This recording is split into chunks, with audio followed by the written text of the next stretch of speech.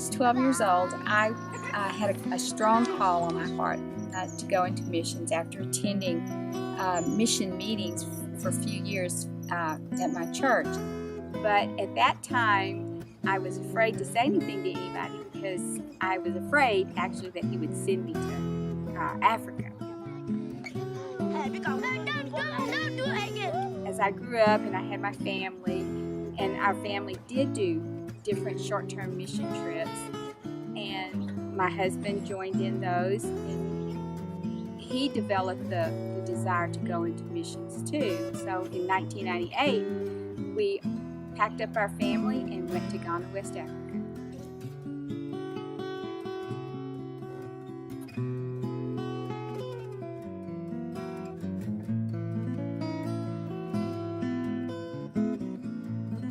So we started off as teachers in Ghana, West Africa, in the capital. And we were attending a meeting one night where we learned that there were over 3 million people in the north of Ghana that were unreached with the gospel.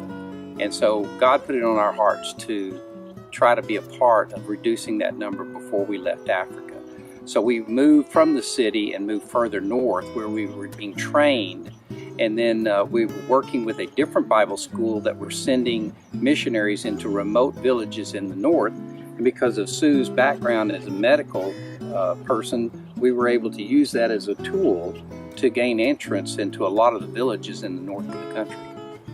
And what we were actually doing was working with local indigenous missionaries. They were sacrificing their lives to leave the city and go live in remote villages among their people.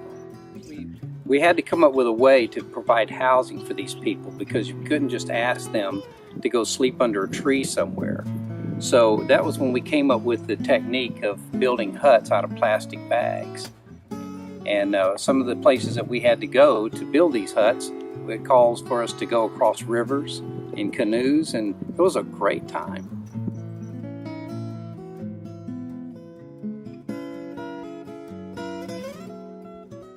And while the men were building the huts, which took about 2 days, we would do medical outreach and discipleship among the people in the village.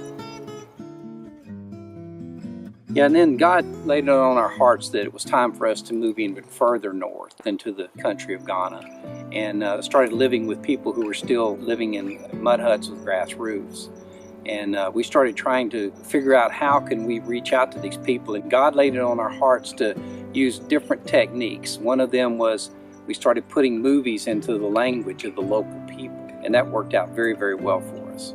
And we would get a crowd, but we weren't seeing the success of discipleship among the people. But one thing we did realize was that we needed to start reaching the next generation. That's what we did. We started doing kids clubs, and that took off like wildfire because there were several local Christians that we had gone to church with and that we knew as friends. They caught the vision and they began to go out into the surrounding areas that we live in. Today we have 16 kids clubs that are reaching around 400 children on a weekly basis.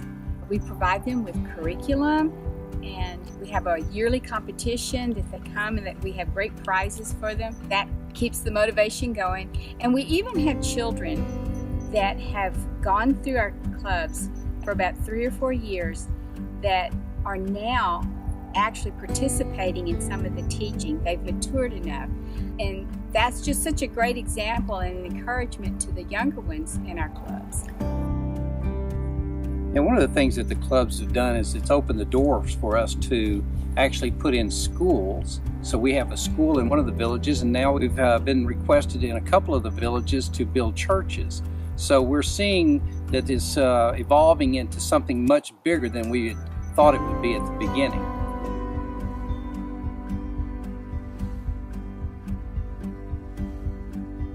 One of the things that we are doing right now is we have secured a block making machine from South Africa that's been a real blessing to us. We're able to produce concrete blocks that do not wash away when the rains come, which is a big problem in the village.